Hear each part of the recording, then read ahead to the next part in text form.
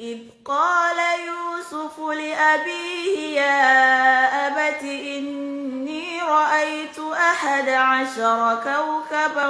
والشمس والقمر رأيتهم لي ساجدين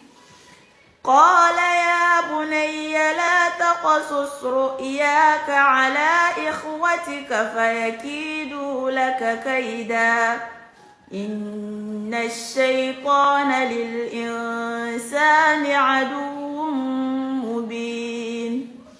وكذلك يجتبيك ربك ويعلمك من تأويل الأحاديث ويتم نعمته عليك وعلى آل يعقوب كما أتمها